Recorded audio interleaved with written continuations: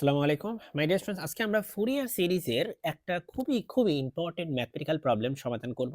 দেওয়া আছে f(x) = x + x square একটা ফাংশন, এবং যখন x এর ভ্যালু -π থেকে π এর মধ্যে এই ব্যবধির মধ্যে থাকে তখন এটাকে আমরা ফুরিয়ার এক্সপ্যানশন করব, ফুরিয়ার সিরিজের আকারে লিখব। সো এখন আমরা জানি যে ফুরিয়ার সিরিজের -π থেকে π ব্যবধির মধ্যে ফুরিয়ার সিরিজ হচ্ছে f(x) = a0/2 plus summation of an cos nx plus bn sin nx। এটা হচ্ছে ফুরিয়ার সিরিজের ফর্মুলা। তো আশা করি তুমি এই ফর্মুলাটা মুখস্থ করে রাখবা, কারণ এই ফর্মুলা তোমার ফুরিয়ার সিরিজের সমস্ত ম্যাথ করার ক্ষেত্রে কাজে লাগবে। ঠিক আছে, সো আমি এটাকে একটু মার্ক করে দিই লাল কালি দিয়ে। তো এখন তোমার তিনটা ফর্মুলা লাগবে। একটা হচ্ছে দেখো এ নট, এই এ নটটা তুমি বের করবা, তাই না? আরেকটা হচ্ছে এ এন তুমি বের করবা, আরেকটা হচ্ছে তোমাকে বিএন বের করতে হবে।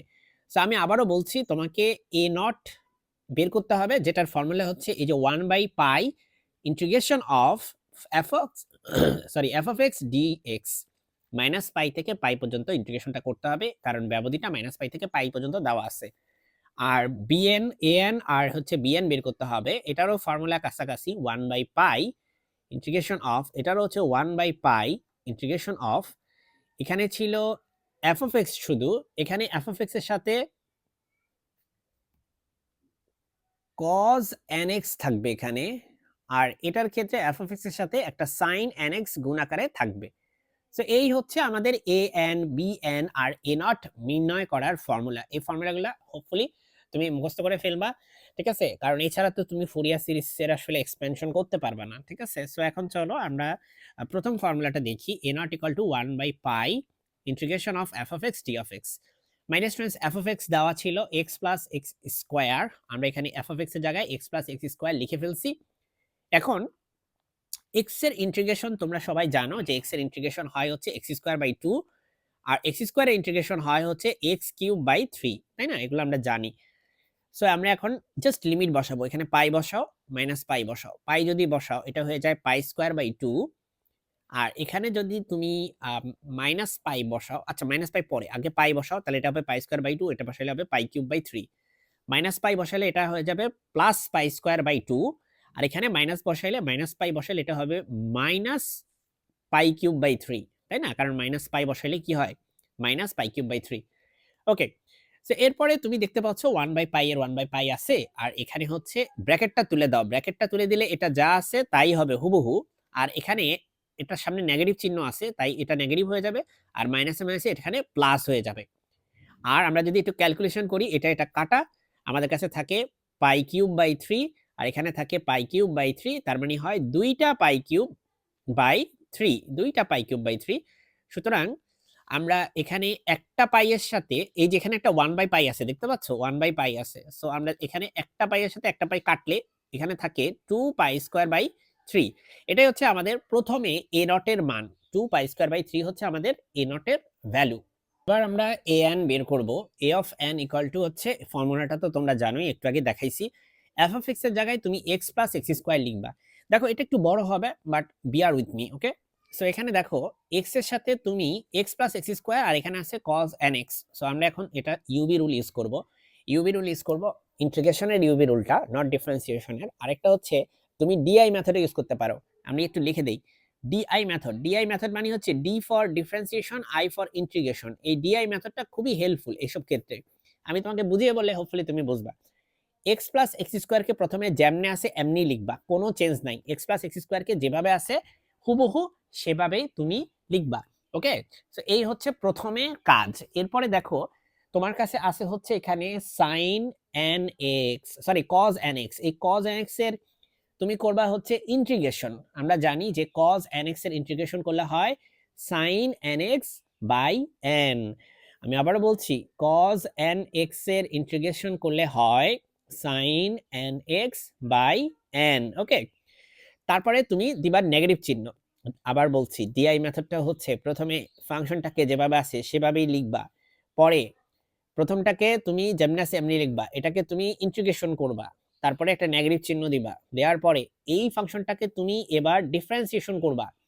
আমি জানি x এর ডিফারেন্সিয়েশন 1, x² এর ডিফারেন্সিয়েশন 2x, আর এটাকে তুমি ইন্টিগ্রেশন আর করবা না, করবা এটাকে। ঠিক আছে? আমি আবারও বলছি, ফাংশনটা যেমনি আছে এমনি লিখবা, এটাকে ইন্টিগ্রেশন করবা। তারপরে এই যে ফাংশনটা এটাকে তুমি ডিফারেন্সিয়েশন করবা, দেন এই ফাংশনটাকে তুমি ইন্টিগ্রেশন করবা। আমরা জানি sin nx কে ইন্টিগ্রেশন করলে হয়, sin nx কে ইন্টিগ্রেশন করলে হয় minus cos nx by n। হ্যাঁ, এটা হয়। তাহলে দেখো এটা হয়ে গেল cos nx, দেখছো মাইনাস, এই যে minus cos nx by n। তাহলে n স্কয়ার কোত্থেকে আসলো? কারণ অলরেডি নিচে একটা n ছিল, সেই n এর সাথে এই n গুণ হয়ে, এই n এর সাথে এই n গুণ হয়ে n স্কয়ার হইছে। প্লাস দাও, প্লাস দিয়ে এবার তার মানে প্রথমটাই হচ্ছে প্লাস, পরেরটাই হচ্ছে মাইনাস, পরেরটাই হচ্ছে প্লাস। দেখো পৃথিবীর কোনো শিক্ষক নাই যে তোমাকে এটা সহজভাবে পড়াইতে পারবে। এটা সহজভাবে কোনো প্রসেস নাই রে ভাই। সো তোমাকে একটু জটিল, এই যে একটু জটিল মনে হচ্ছে, এটা আসলে তোমার মানে ফুরিয়ার সিরিজ প্রথম করতেছো হয়তো এই জন্য মনে হচ্ছে, কিন্তু ফুরিয়ার সিরিজের ম্যাথগুলো বড়ই হয়, বেশিরভাগ ম্যাথ জটিলই হয়। ঠিক আছে? অন্য মেথডে উল্টা যদি আমি ইন্টিগ্রেশন অফ ইউবি রুল দিয়ে করতাম তাহলে তোমার হচ্ছে কান্না চোখে মানে কান্না চলে আসতো। ঠিক আছে? বিশ্বাস করো। এত বড় হইতো ওটা আরো। তো যাই হোক, প্রথমটা প্লাস, পরেরটা মাইনাস, পরেরটা প্লাস, এর পরেরটা কি হবে বলো? সো এরপরটা আবার মাইনাস হবে, তাই না? সো দেখো এখন আবার তুমি এটাকে তুমি ডিফারেন্সিয়েশন করবা। 1 কে ডিফারেন্সিয়েশন করলে হবে 0, 2x কে ডিফারেন্সিয়েশন করলে হয় হচ্ছে 2। আর এটাকে আবার ইন্টিগ্রেশন করবা। দেখো তো এই জিনিসটাকে ইন্টিগ্রেশন করলে কি হয়? এই জিনিসটাকে ইন্টিগ্রেশন করলে আমরা জানি যে cos এর ইন্টিগ্রেশন হয় হচ্ছে এই যে sin, তাই না? cos এর ইন্টিগ্রেশন হয় এই যে sin nx divided by n। Already n square ছিল, তার সাথে আরেকটা n ডিভাইড হইলে n কিউব হয়ে যাবে। আর এই মাইনাসটা মাইনাসের এই যে এটা। এখন তুমি আরো একবার ডিফারেন্সিয়েশন করবা। তাহলে এই যে 0 প্লাস 2, তার মানে এখানে 2, 2 কে ডিফারেন্সিয়েশন করলে হয়ে যায় 0। তাহলে কি এটাকে আর ইন্টিগ্রেশন করার দরকার আছে? নাই। কেন? কারণ এটাকে ডিফারেন্সিয়েশন করলে পুরা জিনিসটা 0 চলে আসে। তাহলে 0 এর সাথে যাই গুণ করো সেটা 0 চলে আসবে। তার মানে আমরা মুক্তি পেলাম এই ইন্টিগ্রেশনের যেই গোলকধাঁধা সেখান থেকে। এখন আমরা লিমিট বসাবো। পাই থেকে মাইনাস পাই, সরি মাইনাস পাই থেকে পাই, এই লিমিটগুলো আমরা এখানে বসাবো। খুব কষ্ট হবে আমাদের লিমিটগুলো বের করতে, বাট আমাদেরকে আস্তে, আস্তে ধীরে, ধীরে মানে সাহসিকতার সাথে ধৈর্য ধরে এই ম্যাথগুলা করে যেতে হবে। এখন দেখো মাই ডিয়ার স্টুডেন্টস, তুমি যদি এখানে পাই বসাও, যেখানেই দেখবা x সেখানে তুমি পাই বসায় দিবা। তার আগে দেখো x প্লাস এক্স স্কোয়ার, আর এখানে আছে তোমার, তো আমরা একটু সংক্ষেপ করছি, আমাদের এটা যা আছে আমরা হুবহু তা লিখছি।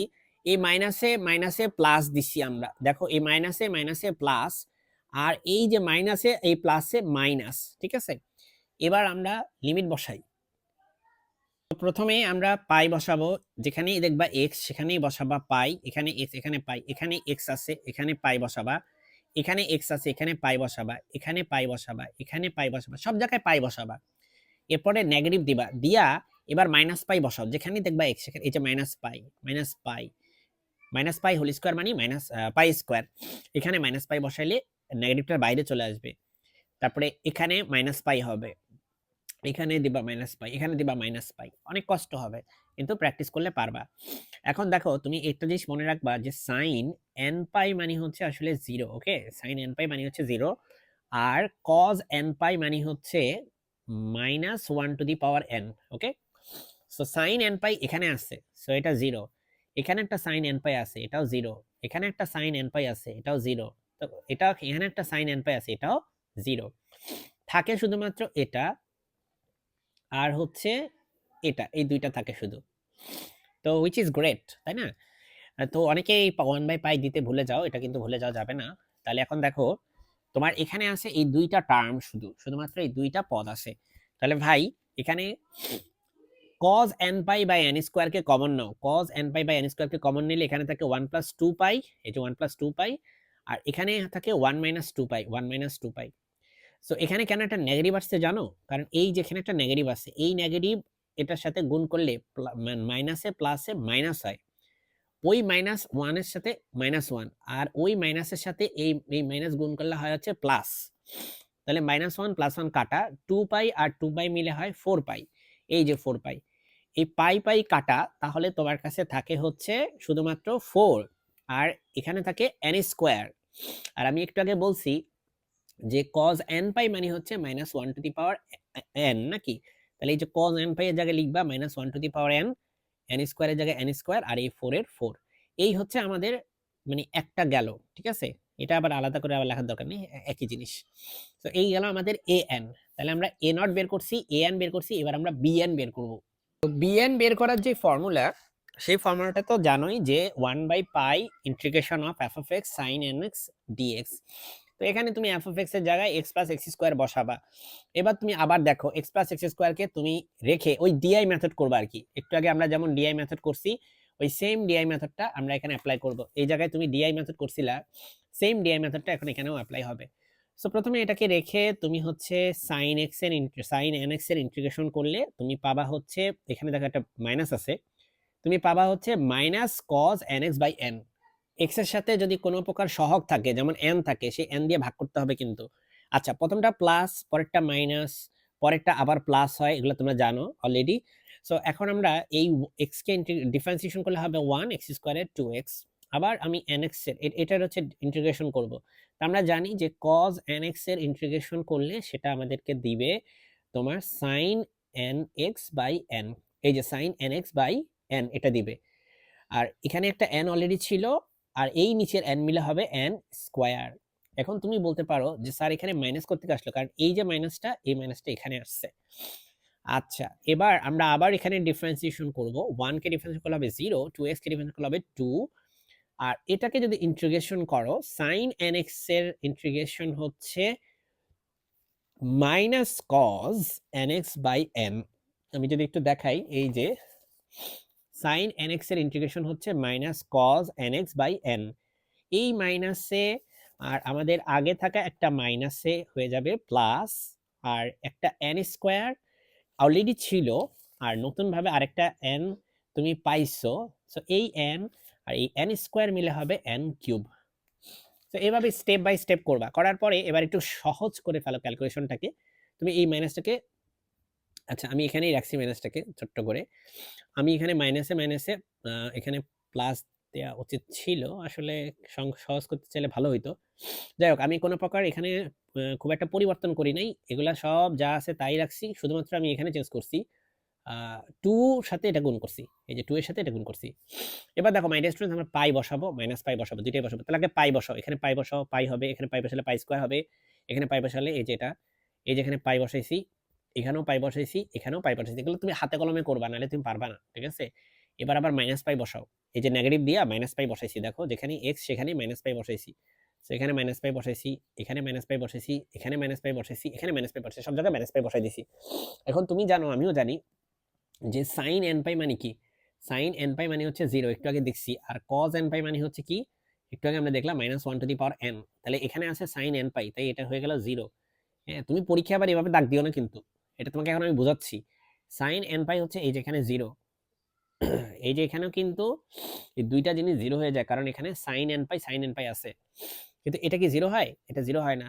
একটা 0 হবে না এখানে, এই একটা 0 হয় না, তারপরে এই একটা 0 হয় না, এটা 0 হয় না, এবং এটাও 0 হয় না। এই চারটা জিনিস 0 হয় না, যেটাকে আমরা পরের পৃষ্ঠাতে লিখবো। তাহলে এটা তুমি খাতায় হোপফুলি তুলে ফেলছো। এবার চলো আমরা পরের পৃষ্ঠায় যাই।